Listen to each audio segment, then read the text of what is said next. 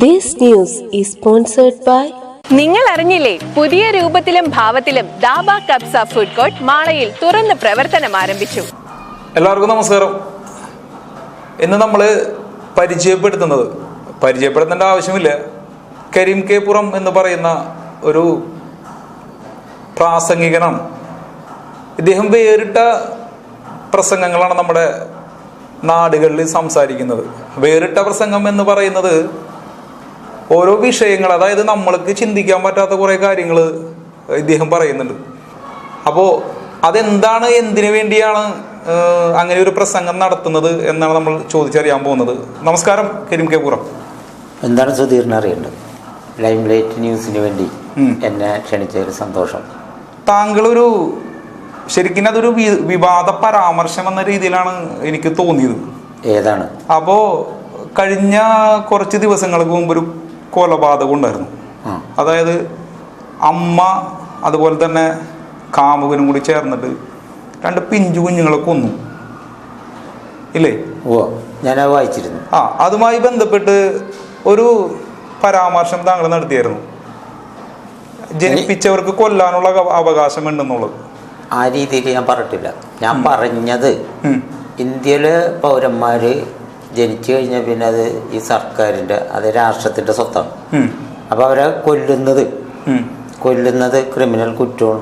എൻ്റെ മകനാണ്, ഞാൻ പ്രസവിച്ചാണെന്നുള്ളവർക്ക് എനിക്ക് കൊല്ലാൻ അവകാശമില്ല. പക്ഷെ അവിടെ ഞാൻ എന്ത് സാഹചര്യത്തിലാണ് പറഞ്ഞത് എന്നുള്ളതിനെ കുറിച്ച് വീണ്ടും ചർച്ച ചെയ്യേണ്ടതായിട്ട് വരും. അപ്പം ഞാൻ പറഞ്ഞ സാഹചര്യം എന്തായിരിക്കും എന്ന് അപ്പോൾ പറയുന്നത്, ഞാൻ ഓരോ ദിവസവും ഓരോ കാര്യങ്ങളെക്കുറിച്ച് സംസാരിച്ചുകൊണ്ടിരിക്കുന്ന ആളാണ്. അത് കവലയിലാണെങ്കിലും വാട്സപ്പിൽ കൂടിയാണെങ്കിലും ഒക്കെ സംസാരിക്കുന്ന ആളാണ്. അപ്പം അന്ന് ഞാൻ എന്ത് പറഞ്ഞു എന്നുള്ളത് റിപ്പീറ്റ് ചെയ്ത് കണ്ടെങ്കിൽ മാത്രമേ എനിക്കത് ഇപ്പോൾ അതിനൊരു മറുപടി പറയാൻ പറ്റൂ. കാരണം ഞാൻ അന്ന് ഏത് സാഹചര്യത്തിൽ എന്ത് പറഞ്ഞു എന്നുള്ളത് അപ്പോൾ പറയുന്നതിനെ പറ്റി ഡാറ്റാ ബേസ് ഈ സേവ് ചെയ്ത് വെക്കുന്ന സ്വഭാവം എനിക്കില്ല. അപ്പം അതുകൊണ്ടും മാത്രമല്ല, നിങ്ങൾ ഈ ചാനലുകാരുടെ, പത്രക്കാരുടെയൊക്കെ എഡിറ്റർമാരുടെ കയ്യിലാണ് നമ്മളെ ഭാവി ഇരിക്കുന്നത്. ഞങ്ങൾ പറഞ്ഞതിനെ തന്നെ വളച്ചൊടിക്കാൻ നിങ്ങൾക്ക് കഴിയും, അതുപോലെ തന്നെ കട്ട് ചെയ്ത് കളയാൻ പറ്റും. അപ്പം അതുകൊണ്ട് ഈ എഡിറ്റർമാരുടെ മുമ്പിൽ ഈ ഇരുന്ന് തരുന്ന ഞങ്ങളെപ്പോലുള്ള ആൾക്കാർ നിങ്ങളുടെ താഴെയാണ്. കാരണം നിങ്ങളാണ് അതിനകത്തെ ഹെഡ്. നിങ്ങൾ എന്ത് വേണേലും അത് ഞാൻ അങ്ങനെ പറഞ്ഞു ഇങ്ങനെ പറഞ്ഞു എന്നൊക്കെ ആക്കാൻ പറ്റും. അത് സാഹചര്യത്തിൽ നടത്തിയെടുത്ത് പലതും. പക്ഷെ അങ്ങനെ ആക്കുന്നത് ശരിയാണോ, ന്യായമാണോ? അത് പത്രധർമ്മമല്ല. പത്രധർമ്മം എന്ന് വായിക്കുമ്പോൾ നമുക്കൊരു മറിഞ്ഞു കിടപ്പുണ്ട്. പത്ര അധർമ്മമാണ്. പത്ര അധർമ്മത്തിൽ പെടും. അതുകൊണ്ട് നിങ്ങളുടെ കാര്യത്തിൽ ഞങ്ങൾക്ക് വേറെ മുൻവിധികളില്ല എന്ന് പറയാനാണ്. അതായത് നിങ്ങൾ ഇങ്ങനെയൊക്കെ ആയിരിക്കും എന്നുള്ള നിലക്കാണ് ഇപ്പം ഇരുന്ന് വരുന്നത്. എന്താണോ ഞാൻ അന്ന് പറഞ്ഞതായിട്ട് ഇപ്പോൾ സംസാരിച്ചു വന്നപ്പോൾ ഓർമ്മ വരുന്നത്, ആ കുട്ടികളെ കൊല്ലാതിരുന്നാൽ ഈ സമൂഹം കൊല്ലും. അതിനുമുമ്പ് തന്നെ ഈ 2ാമത് പ്രസവിച്ച കുഞ്ഞിനെയും കുഴിയെടുത്ത് ആ അമ്മ കൊന്നു, കൊന്ന് കുഴിച്ചിട്ടെന്ന് പറയുമ്പോൾ ഈ സമൂഹം എവിടെയിരുന്നു? ആ പ്രദേശത്ത് ഈ കുഴി കുത്തുന്നത്, ഈ ഒരു സ്ത്രീ പ്രസവിക്കണമെങ്കിൽ 8-9 മാസം വയറ്റിൽ ചുമന്ന് കൊണ്ടു നടക്കണം. അതിൻ്റെ ശാരീരികമായ അവസ്ഥയിൽ വരുന്ന മാറ്റങ്ങളൊക്കെ നിരീക്ഷിച്ചുകൊണ്ടിരിക്കുന്നവരാണ് ഈ സമൂഹം. അപ്പം ഇത് ആദ്യത്തെ കുട്ടി പ്രസവിച്ചു, അതിനെ കൊന്ന്, അതിനെ കുഴിച്ചിട്ട്, അത് കഴിഞ്ഞിട്ട് ഒരു കേസും ഉണ്ടായില്ല, ഒന്നുമില്ലാണ്ട് 2ാമത്തെ കുട്ടിനെ ആക്കി. അങ്ങനെ വന്നു കഴിഞ്ഞപ്പോൾ ഇതിനെ സമൂഹം സമ്മതിക്കില്ല വളരാൻ. അതുകൊണ്ട് അമ്മ ചെയ്തത് ശരിയാണെന്നുള്ള രീതിയിൽ ഞാൻ പറഞ്ഞതായിട്ട് ഇപ്പോൾ ഓർമ്മ വരും. അങ്ങനെയാണ് ഞാൻ പറഞ്ഞത്. അല്ലാണ്ട് ആ കൊലപാതകത്തെ അങ്ങനെ ന്യായീകരിക്കണത്. അതായത് നമ്മൾ സമ്മതിക്കുക ആ കൊച്ചിനെ ജീവിക്കാൻ. ഒരു പിറവിയെടുത്ത നമ്മുടെ, അതായത് ഒരു ജീവജാലം, ഒരു ഉറുമ്പായാൽ പോലും ഈ സമൂഹത്തിൽ ജനിച്ചു, അല്ലെ ഭൂമിയിൽ ജനിച്ചു. ആ ഭൂമിയിൽ ജനിച്ച ആ ഒരു വസ്തുവിനെ കൊല്ലാൻ ആർക്കും അവകാശമില്ല. അങ്ങനെയാണെങ്കിൽ ഈ കുട്ടിയെ വളർത്തേണ്ട, അങ്ങനെ പ്രസവിക്കാനും ആ പ്രസവിച്ച കുഞ്ഞിനെ വളർത്താനും സർക്കാർ തയ്യാറാവണം. അതായത് രാഷ്ട്രം ആ കുട്ടിയെ അങ്ങനെ പ്രസവിക്കാൻ, ഇപ്പൊ ഒരു പ്രസവിച്ച കുഞ്ഞുണ്ടല്ലോ, ആ കുഞ്ഞിനെ ഏറ്റെടുക്കാൻ അതൊരു സാമൂഹ്യ വിപത്തല്ല എന്നും പ്രസവിക്കാനുള്ളത് ജന്മനാ ഉള്ള ഒരു കഴിവാണെന്നുള്ളത് മനസ്സിലാക്കിക്കൊണ്ട് ആ കുട്ടിനെ കൊല്ലാനുണ്ടായ സാഹചര്യം എന്താണ്? ഈ സമൂഹം അതിനെ സമ്മതിക്കില്ല എന്നുള്ള ആൾക്കാർ. അതുകൊണ്ടായിരിക്കില്ലല്ലോ. അല്ലാതെ പിന്നെ ആ കുട്ടീനെ അറിയാം. അത് അല്ലെങ്കിൽ എന്തിനത് കുഴിച്ചിട്ടെന്നുള്ളത് നിങ്ങൾക്ക് എങ്ങനെ അറിയാം? അത് അതിൻ്റെതായ കാരണം എന്ന് വെച്ച് കഴിഞ്ഞാല് സമൂഹത്തില് ഇപ്പൊ ഞാൻ ഒരു പെണ്ണുമായിട്ട് ലൈംഗികത പുലർത്തുന്ന ഒരവസ്ഥ ഉണ്ടെങ്കിൽ അതിനകത്തൊരു കുട്ടി ജനിച്ചാൽ ആ കുട്ടിയെ അല്ലെങ്കിൽ എനിക്കൊരു നാണക്കേട് എന്ന രീതിയിലായിക്കൂടെ? ആ നാണക്കേടാണ് ഈ മാറ്റണമെന്ന് പറഞ്ഞത്, സർക്കാർ ഏറ്റെടുക്കണമെന്ന് പറഞ്ഞത്. സർക്കാർ എന്ന് പറയുന്നത് നമ്മളെ സമൂഹ ഉള്ളതിൻ്റെ രാഷ്ട്രം ഏറ്റെടുത്ത് വളർത്തുന്ന ഒരു സാഹചര്യം വന്നാൽ ഈ ലൈംഗിക ബന്ധവും അതിൽ നിന്നുണ്ടാകുന്ന പ്രസവവും ഒന്നും ആർക്കും ഒരു തടസ്സമായിട്ട് മാറില്ല. ഇവിടെ ഈ പിഴച്ചു പറ്റുന്നൊക്കെ ഉള്ള രീതിയിൽ ഇങ്ങനെ കാണുന്ന ഒരു കാഴ്ചപ്പാട് സമൂഹത്തിനുണ്ട്. അതിനെ നേരിടാൻ കഴിവില്ലാത്ത ഈ പ്രസവിച്ച അമ്മ ആ കുട്ടിനെ കൊല്ലും. ആ കൊന്നു കഴിയുമ്പോൾ ഈ സമൂഹത്തിനോ അല്ല രാഷ്ട്രത്തിനോ എന്ത് ചെയ്യാൻ പറ്റും?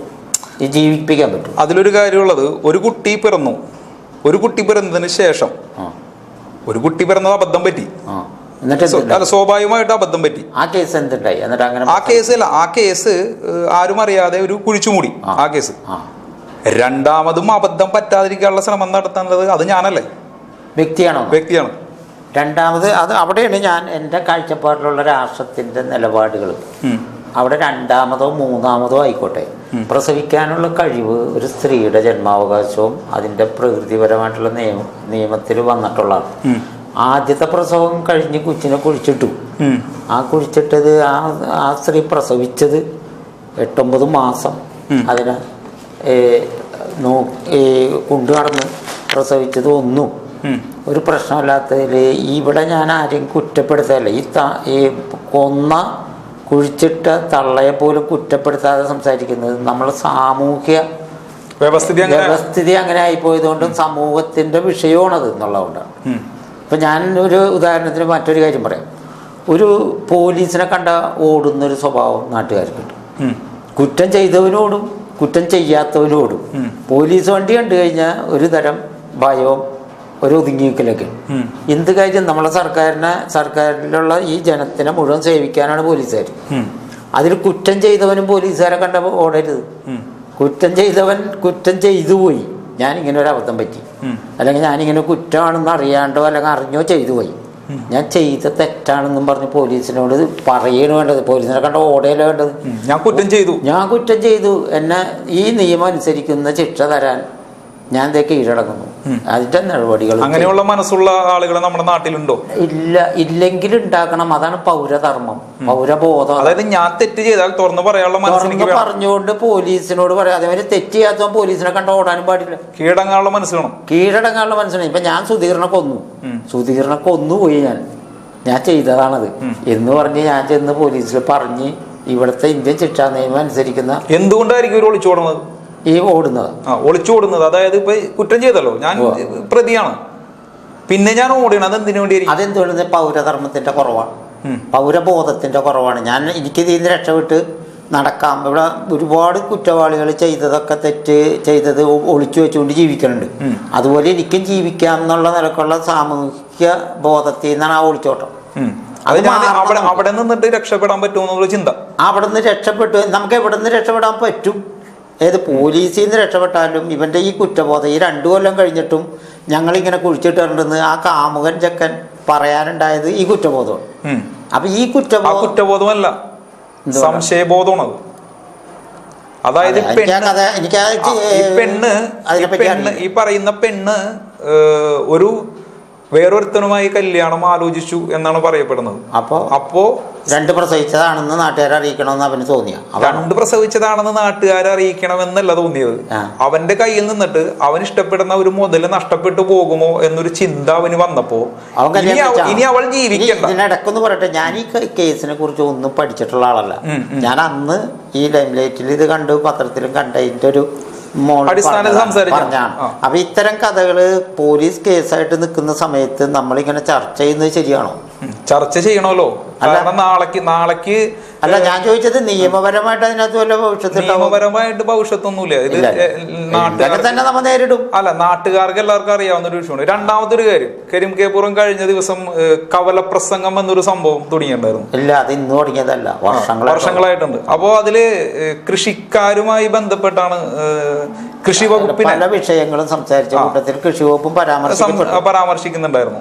അതായത് അങ്ങനെ സംസാരിക്കുമ്പോൾ ഇതുവരെ ആരെങ്കിലും താങ്കളോട് അതങ്ങനെ താങ്കൾ പറഞ്ഞത് ന്യായമാണ് അല്ലെങ്കിൽ താങ്കൾക്ക് ഒപ്പം നിൽക്കാനായിട്ട് ആരെങ്കിലും ഒരുപാട് ആൾക്കാർ ഇത് ശരിയാണെന്ന് പറഞ്ഞിട്ടുണ്ട്. ഇത് കൃഷി വകുപ്പ് പിരിച്ചുവിടേണ്ടത്. എന്നിട്ട് എത്ര പേര് താങ്കളുടെ കൂടെ ഉണ്ട്? അങ്ങനെയല്ല, നമ്മളൊരു വിഷയം പറയുമ്പോൾ അവര് നമ്മളുടെ കൂടെ കാലത്ത് മുതൽ വൈകുന്നേരം വരെയും ചായ കുടിക്കാനും ചോറിനാനൊക്കെ ഉണ്ടാവണമെന്നല്ല. അവരുടെ മനസ്സിൽ ഇത്തരം ഒരു ആശയം കൊടുക്കുക എന്ന് മാത്രമേ ഉള്ളൂ. അല്ലാണ്ട് അവരെയും കൂട്ടിക്കൊണ്ടു നടന്നിട്ട് നമുക്ക് ഒന്നിച്ച് ആ വിഷയത്തിൽ നമുക്ക് കൃഷി വകുപ്പ് പിക്കറ്റ് ചെയ്യാം, അല്ലെങ്കിൽ കൃഷി വകുപ്പ് മന്ത്രിയെ തടയാം എന്നൊക്കെ ഉള്ള രീതിയിലുള്ള ഒരു പ്രസ്ഥാനമോ അല്ലെങ്കിൽ ആശയമോ അല്ലാതെ നമ്മൾ ഈ കൃഷി വകുപ്പിന് വേണ്ടി കോടാനുകോടി രൂപ ചെലവ് ചെയ്യുന്നുണ്ട്. ആ ചെലവ് ചെയ്യുന്നതൊന്നും കൃഷിക്കാർക്ക് കിട്ടുന്നില്ല. കൃഷി നന്നാവണം, കൃഷിക്കാർക്ക് രക്ഷപ്പെടണമെന്നുണ്ടെങ്കിൽ കൃഷി വകുപ്പ് ഇല്ലാതായാൽ മതി. അപ്പം കൃഷി വകുപ്പിന് വേണ്ടി പണം ചെലവാക്കണ്ട. കൃഷിക്കാർ, നമ്മളിപ്പോൾ എല്ലാ തൊഴിലുകൾ ചെയ്യുന്നവർക്കും സർക്കാരിൻ്റെ പരിരക്ഷയുണ്ട്. അതുപോലെ കർഷകനും ഈ പണം എടുത്ത് പരിരക്ഷ കൊടുക്കാൻ സർക്കാരിന് കഴിയും. ഒരു സിസ്റ്റത്തിൻ്റെ ഉള്ളിൽ കൊണ്ടുവന്ന് കൃഷി വകുപ്പിനെ പെടുത്തിക്കൊണ്ട് അവരെ ഞാനൊരു ഉദാഹരണം നമ്മളെ സുധീറിന്റെ ശ്രദ്ധയിൽ പെട്ടിട്ടില്ലെങ്കിൽ പെടുത്താൻ പറയും. എല്ലാ വർഷവും നെല്ല് സംസ്കരണത്തിന് വേണ്ടി പുഴുങ്ങി കുത്തി ഉണക്കി അരിയാക്കാൻ വേണ്ടി മില്ലിന് വേണ്ടി പണം ചെലവാക്കാണ്ട്, മില്ലിന് വേണ്ടി പണം എഴുതി വെക്കാണ്ട്. എല്ലാ വർഷവും, അതായത് കൊയ്ത്തുണ്ട് നെല്ലുണ്ട്. നമ്മളിപ്പോ ഇവിടെ നമ്മളെ തൃശ്ശൂര് ഗുരുവായൂർ റെയിൽപാത പോകുന്ന റൂട്ടിലൊക്കെ ഉള്ള പാടങ്ങൾ നോക്കിയാൽ നോട്ടത്താത്തതാണ് കോൾപ്പാടങ്ങൾ. ഈ കോൾപ്പാടങ്ങളിൽ നിന്നൊക്കെ ഉണ്ടാകുന്ന നെല്ല് ഒന്നിച്ച് സംസ്കരിച്ച് പുഴുങ്ങി കുത്തി അരിയാക്കാനുള്ള മില്ല് ഉണ്ടാക്കണമെന്നും പറഞ്ഞിട്ട് ബഡ്ജറ്റിൽ പണം വെക്കും. ഒരു മില്ല് ഇന്നുവരെ ഉണ്ടായിട്ടില്ല. ഉണ്ടായ മില്ലിനെ, അതായത് ആലത്തൂര് ഒരു മില്ല് അങ്ങനത്തെ ഉണ്ട്, അതിനെ സംരക്ഷിച്ച് കൊണ്ടുപോകാനും കൂടിയും പറ്റാതെ അതുപോലും ഉപയോഗപ്പെടുത്താത്ത കണ്ടീഷനിലാണ് ഇന്നത്തെ നിലവാരം. അപ്പൊ ഞാനൊക്കെ പറയുന്നതെന്ന് വെച്ചാൽ കൃഷി വകുപ്പില്ലാതായാൽ സർക്കാരിന് നേരിട്ട് ഈ അപകടത്തിലൊക്കെ പെടുന്നവർക്കൊക്കെ കൊടുക്കുന്ന സഹായധനമില്ലേ, അതുപോലെ കൃഷിക്കാരന് ചെയ്യാൻ പറ്റും. ഈ പണം മുഴുവനും കൂടെ ഇങ്ങനെ ചെലവാക്കുന്നതിലും ഭേദം കൃഷി വകുപ്പ് ഇല്ലാതായി കഴിഞ്ഞാൽ ആ പണം കൊടുത്ത് ഇങ്ങനെ ചെയ്യാം. അത് ഇങ്ങനെ നമ്മിത് പറഞ്ഞത് കൊണ്ട് എന്ത് ഗുണമുണ്ടാവും എന്നുള്ള ചോദ്യം ചിലപ്പോൾ സുധീറിന്റെ ഭാഗത്തുനിന്ന് വരും. ഉറപ്പായിട്ടും നമ്മൾ നിരന്തരമായി പറഞ്ഞുകൊണ്ടിരുന്നതോ ഇന്ന് വരെ ഉണ്ടായിട്ടുള്ളൂ. നമുക്ക് സ്വാതന്ത്ര്യം കിട്ടേണ്ടതാണ് എന്നുള്ളൊരു ബോധം ഇംഗ്ലീഷുകാർ ഇവിടെ ഭരിക്കുന്ന സമയത്ത് നമുക്കില്ല. ആദ്യം നമ്മളതിൽ നിന്നും പിന്നോട്ട് നമ്മൾ അതിൽ നിന്ന് മാറണം, സ്വാതന്ത്ര്യം കിട്ടണം എന്നുള്ള ചിന്ത വന്നത് വർഷങ്ങൾ കൊണ്ടുള്ള ഈ ശ്രമഫലമായിട്ടാണ്. ഈ ഏയോഹ്യവും ഇവിടെ ഒരു പ്രസ്ഥാനം ഉണ്ടാക്കുന്ന സമയത്ത് ഒരു ചീട്ടുകളി ക്ലബ്ബ് മാത്രമേ ഇരുന്നത്. ഇന്ത്യൻ നാഷണൽ കോൺഗ്രസിന്റെ ആരംഭം അത് പിന്നീട് വളർന്ന് ഇവിടം വരെയും എത്തി ഇന്ന് സ്വാതന്ത്ര്യം കിട്ടിയെന്ന് പറയപ്പെടുന്നു. ഇല്ല, പൂർണ്ണമായിട്ട് സ്വാതന്ത്ര്യം കിട്ടിയില്ല. നമുക്ക് ആഗസ്റ്റ് 15 കൊടി ഉയർത്താൻ മാത്രമുള്ള സ്വാതന്ത്ര്യമുള്ളൂ. ഇവിടെ ഈ ഭരിക്കുന്നവരോട് നിങ്ങളുടെ ഭരണം ശരിയല്ല എന്ന് പറഞ്ഞു കഴിഞ്ഞാൽ അപ്പം എന്നെ പിടിച്ചുകൊണ്ടുപോയി റോട്ടിലൊക്കെ നിന്ന് സംസാരിക്കും. എന്താണ് ശരിക്കും സ്വാതന്ത്ര്യം എന്ന് പറയുന്നത്? സ്വാതന്ത്ര്യം എന്ന് പറയുന്നത് ശരിയായ ഭരണം, ഈ ഒരു രാജ്യത്തിന്റെ സ്വാതന്ത്ര്യം. അല്ലാതെ എനിക്ക് കിട്ടുന്ന ഇപ്പൊ എനിക്ക് എന്ത് വേണമെങ്കിലും വിളിച്ചു പറയാവുന്ന സ്വാതന്ത്ര്യമുള്ള സ്വാതന്ത്ര്യം. ഒരു രാജ്യത്തിന്റെ നടപ്പ് ക്രമം അത് കൃത്യമായിട്ട് പോവുകയും എല്ലാവർക്കും നീതി കിട്ടുന്നതുമായിട്ടുള്ള അതിവിടെ ഇല്ല. അതിപ്പോ ഉണ്ടെന്ന് ഞാൻ വിശ്വസിക്കുന്നില്ല. അതെന്റെ വിശ്വാസം. അപ്പോ അതില്ല എങ്കിൽ ഇങ്ങനെ കവലപ്രസംഗം നടത്തുന്നത് ഏത് നിമിഷത്തിലും പിടിച്ചുകൊണ്ടുപോയി പോലീസുകാർക്ക് തല്ലാവുന്ന അവസ്ഥ നിലനിൽക്കുമ്പോഴാണ്. പേടിയുണ്ട്. മരണത്തെ പേടിയുള്ള ഒരു സാധാരണ മനുഷ്യൻ എന്നുള്ള നിലക്ക് ഞാനിപ്പോ ജീവിക്കുന്നത് സുധീറിന്റെയും പോലീസുകാരന്റെ ഒക്കെ ഔദാര്യം കൊണ്ടാണ്. കാരണം സുധീറിന് ഇപ്പൊ വേണമെന്നുണ്ടെങ്കിൽ ഞാനൊരു സുധീറിനെ വെച്ച് നോക്കുമ്പോൾ ശക്തിയില്ലാത്തവനാണ്. ഈ ശക്തിയില്ലാത്തവനെ സുധീറിന് വേണമെന്നുണ്ടെങ്കിൽ ഒറ്റയിടിക്ക് വീഴ്ത്താം. പക്ഷെ ഞാൻ വീഴാതിരിക്കുന്നത് സുധീറിന്റെ ഔദാര്യം കൊണ്ടാണ് എന്നെ തല്ലാത്തത്. അതുപോലെ പോലീസുകാർ, ഏത് ലോക്കൽ പോലീസുകാരന് വേണമെങ്കിലും എന്നെ പിടിച്ചുകൊണ്ടുപോയി അകത്തിടാം. അതായത് എന്നെ പിടിച്ചുകൊണ്ടുപോയി അകത്തിടാന്ന് പറഞ്ഞു കഴിഞ്ഞാല് പിന്നെ അവര് പറഞ്ഞാണ് നിയമം. എന്തിന് പിടിച്ചെന്നൊക്കെ സുധീറടക്കമുള്ള എൻ്റെ സുഹൃത്തുക്കൾ വന്ന് ചോദിക്കും. നിങ്ങൾ വെറുതെ ആവശ്യമില്ലാണ്ട് ഈ കാര്യത്തിന് ഇടപെടാവും, കൂട്ടും ഭീകരനാണ്, അതിനകത്ത് ഇടപെട്ടവരൊക്കെ അകത്താവും. ഈ കവലപ്രസംഗം നടത്തുന്നുണ്ട് ഈ ഗവൺമെന്റിന്റെ ഭരണത്തെ പറ്റി, അല്ലെങ്കിൽ ഇനി വരാൻ പോകുന്ന ഇലക്ഷനൊക്കെ അടുത്ത് വന്നുകൊണ്ടിരിക്കുന്നു, അതുമായി ബന്ധപ്പെട്ട് താങ്കൾക്ക് എന്താണ് പറയാനുള്ളത്? എനിക്ക് പറയാനുള്ളത് എല്ലാ ഭരണവും ഒരുപോലെ. നിങ്ങൾ അറിഞ്ഞില്ലേ, പുതിയ രൂപത്തിലും ഭാവത്തിലും ദാബ കബ്സ ഫുഡ് കോർട്ട് മാളയിൽ തുറന്ന് പ്രവർത്തനം ആരംഭിച്ചു.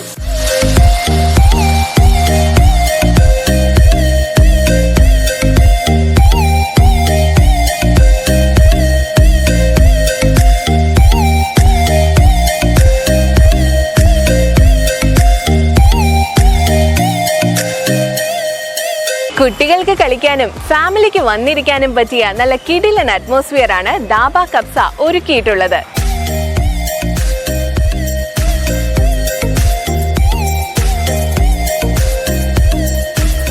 ഒപ്പം തന്നെ നല്ല കിടിലൻ ബിരിയാണി, ഫ്രൈഡ് റൈസ്, മന്തി ഐറ്റംസ്, വെജിറ്റബിൾ ഐറ്റംസ്, അൽഫാം ഐറ്റംസ്, അങ്ങനെ നീണ്ടുപോകുന്നു നമ്മുടെ പുതിയ കബ്സയിലെ വിഭവങ്ങൾ.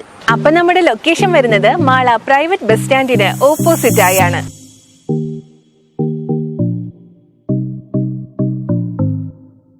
തനി തലശ്ശേരി ദം ബിരിയാണി കഴിക്കണോ? എങ്കിൽ നേരെ വിട്ടോളൂ അന്നമനട അൽ ഇഫ്താറിലേക്ക്. നമ്മുടെ അൽ ഇഫ്താർ ദാബ റെസ്റ്റോറന്റിന്റെ ലൊക്കേഷൻ വരുന്നത് അന്നമനട ക്രിസ്തുരാജ പള്ളിക്ക് സമീപമായാണ്. പാർട്ടിയോട് സ്വീകരിക്കപ്പെടും. കൂടാതെ ഹോം ഡെലിവറിയും ഉണ്ടായിരിക്കുന്നതാണ്. ദാബ കബ്സ ഫുഡ് കോർട്ട് മാള.